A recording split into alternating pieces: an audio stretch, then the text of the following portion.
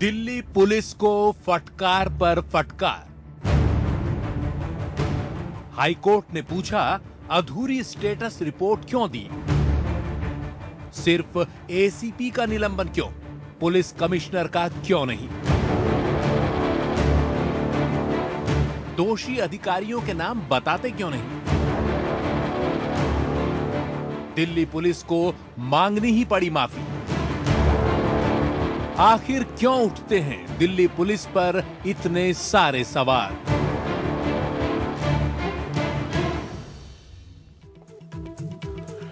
नमस्कार, पेश आज का न्यूज पॉइंट एक बार फिर मैं हाजिर हूं। पुलिस से जुड़े सवालों को लेकर लगातार न सिर्फ मैं अपने प्रोग्रामों के जरिए, अपने कॉलम्स के जरिए पुलिस रिफॉर्म की बात कर रहा हूं, पुलिस की तब्दीली की बात कर रहा हूं। सवाल सीधा सीधा सिर्फ दिल्ली पुलिस का नहीं है, सिर्फ दिल्ली पुलिस का नहीं है। बड़ा बदलाव जो है पुलिस का, वो कोई नहीं करना चाहता। खासतौर पर जैसा मैं बार बार कह रहा हूं और लिख रहा हूं, वो इस देश के नेता नहीं करना चाहते। अब देखिए, दिल्ली के गैंगरेप की घटना के मामले में ही देश की अदालत जो है दिल्ली हाई कोर्ट, वो पुलिस को बार बार फटकार लगा रही। क्या कह रहा है दिल्ली हाई कोर्ट इस घटना के बारे में? पुलिस और न्यायपालिका पर लोगों का भरोसा घटता जा रहा है। यह बात उसने 19 दिसंबर सन 2012 यानी कि पिछले साल 19 दिसंबर को कही थी। बड़ी बात है ये। इस घटना से पहले पुलिस क्या कर रही थी? डायरेक्ट क्वेश्चनिंग है पुलिस की, पुलिस के सिस्टम की। जिस बस का माफ करिएगा इस्तेमाल गैंगरेप में हुआ, वो 5 चेक पोस्ट से गुजरी और उसे किसी ने नहीं रोका। ये बुनियादी सवाल है उस टाइम के उठाए हुए दिल्ली पुलिस को लेकर। 19 दिसंबर 2012 की सुप्रीम कोर्ट के काले शीशे हटाने के फैसले का पालन नहीं हो रहा है। कोई इस पॉइंट को रेज नहीं कर रहा है, इस पर सवाल नहीं उठा रहा है। ये एक और पॉइंट है। 21 दिसंबर 2012 को पुलिस ने अधूरी स्टेटस रिपोर्ट दी, यानी कि जो स्टेटस रिपोर्ट दी पुलिस ने, वो पूरी नहीं थी। ये दिल्ली हाई कोर्ट कह रहा है, ये हम नहीं कह रहे। 21 दिसंबर की ही दिन को मैं आपको वापस कोट करूंगा कि हम संतुष्ट नहीं हैं। जो सवाल हमने 2 दिन पहले उठाए थे उन पर ध्यान नहीं दिया गया है। ये दिल्ली हाई कोर्ट 21 दिसंबर 2012 को कह रहा है। कौन थे पुलिस वाले वारदात के वक्त? क्या वो ड्यूटी पर थे? ये दिल्ली हाई कोर्ट जो है ये सवाल पूछ रहा है। ये 21 दिसंबर का हम आपको बता रहे। हमने निश्चित सवाल उठाए थे। रिपोर्ट क्यों अस्पष्ट है, यानी कि रिपोर्ट में क्लैरिटी क्यों नहीं है, क्लियर क्यों नहीं है? मैं बार बार आप समझिए, क्योंकि लगातार कहा जाता है मीडिया के बारे में कि वो अपने हिस्से से सवाल उठा रही है। ये पुलिस पर दिल्ली हाई कोर्ट के ऑब्जर्वेशंस हैं। इस तरह से इसका धारा 144 इस्तेमाल वो नहीं कर सकते, नहीं तो इसकी पवित्रता घटेगी। ये 144 के इस्तेमाल पर दिल्ली हाई कोर्ट ने 2 जनवरी को कहा था। सिर्फ एसीपी का निलंबन को पुलिस कमिश्नर का क्यों नहीं, यह भी सवाल 9 जनवरी को दिल्ली हाई कोर्ट ने पूछा था। कौन से पुलिस वाले वारदात के वक्त ड्यूटी पर थे, कौन पुलिस वाले तैनात थे, इसके डिटेल्स क्यों नहीं सामने आए हैं? हमने निश्चित सवाल उठाए थे।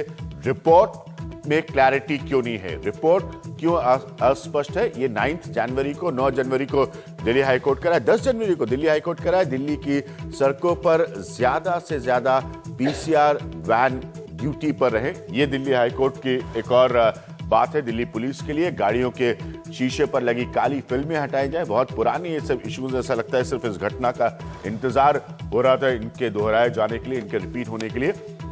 2 एसीपी सस्पेंड क्यों हुए? बाकी ऑफिसर्स जो हैं, बाकी अफसर जो हैं, उन पर क्यों अभी तक कार्रवाई नहीं हुई है? ये भी 10 जनवरी को दिल्ली हाई कोर्ट कह रहा है। अब जरा जल्दी से दिल्ली पुलिस की बातों पर ध्यान देते हैं। अब दिल्ली पुलिस एक तरफ दिल्ली हाई कोर्ट से डांट खा रही है, फटकार खा रही है, उसके बाद दिल्ली पुलिस खुद क्या कर रही है? वो लोगों को नसीहत दे रही है।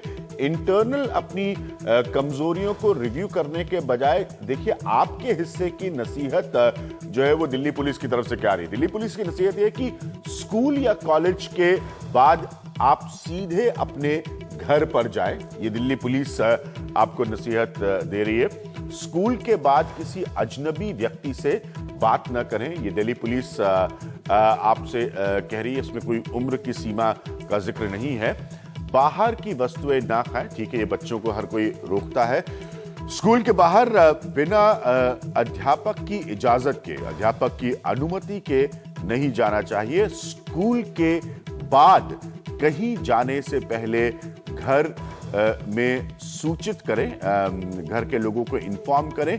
किसी भी सस्पेक्ट यानी कि संदिग्ध व्यक्ति की जानकारी 100 नंबर पर दें, ये बिल्कुल लाजमी है, इससे कोई एतराज नहीं कर सकता। और सेल्फ डिफेंस के लिए कोर्स करें। तो ये सारी बातें दिल्ली पुलिस जो है ये नसीहत के मामले से दे रही है। कुल मिलाकर मैं अपने पुरानी एजेंडे पर हमेशा वापस आता हूं और आता रहूंगा कि मैं पुलिस में तब्दीली की बात कर रहा हूं। बात सिर्फ दिल्ली पुलिस की नहीं है, वो पुलिस जिसमें रिफॉर्म करने को कोई तैयार नहीं है। 2006 में सुप्रीम कोर्ट का जजमेंट है, उसके बारे में मैं कितना कह चुका हूं, लिख चुका हूं। उसके बावजूद आप लोग का फीडबैक आता है, कोई भी नेता इस देश का, कोई भी पॉलिटिकल पार्टी इस देश की, वो अपने हाथ से पुलिस की ताकत, पुलिस का डंडा जो है वो नहीं जाने देना चाहती, भले ही देश की अदालतें किस तरह के ऑब्जर्वेशन दें। मैं आपको आज के अपने पैनल से मिलाता हूं, हम इनसे बात करेंगे, समझने की कोशिश करेंगे कि एक तरफ डांट खाती हुई दिल्ली पुलिस जब नसीहत दे रही है तो ये नसीहत की कितनी जरूरत है।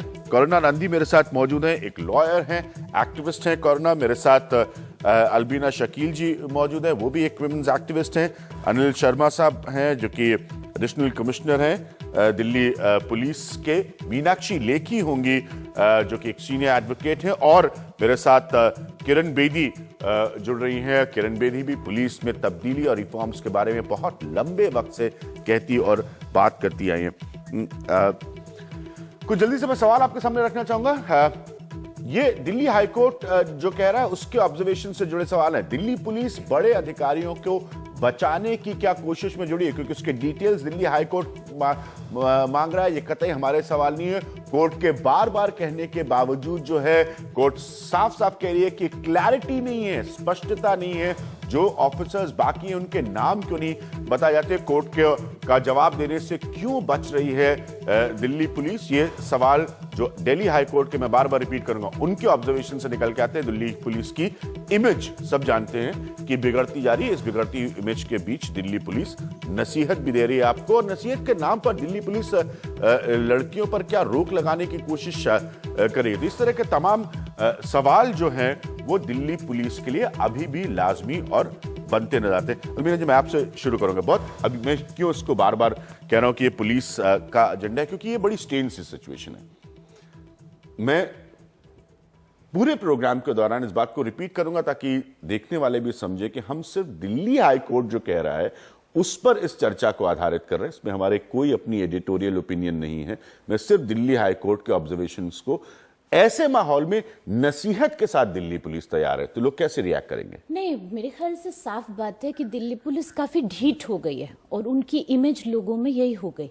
दिल्ली में आज जितनी महिलाएं शिकायतें लेके दिल्ली पुलिस के पास जाती हैं उसमें सिर्फ 12% पर कंप्लेंट दर्ज होती है। देश के गृह मंत्री बयानबाजी करते हैं, पुलिस कमिश्नर पता नहीं कहाँ है। कोई जिम्मेदारी से क्यों नहीं कह रहा कि हर महिला की शिकायत पर हम FIR दर्ज करेंगे। दिल्ली के अंदर कोई प्रोटोकॉल नहीं है कि कोई महिला जाए तो किस तरह से कंप्लेंट पे आप क्या बात करेंगे, क्या बात नहीं करेंगे। ऐसी बातें करेंगे जो महिला को भगाई दे पुलिस स्टेशन से तो ये सब चीजों पे कार्रवाई होगी। ऐसा कोई कदम नहीं अनाउंस किया जा रहा अभी तक।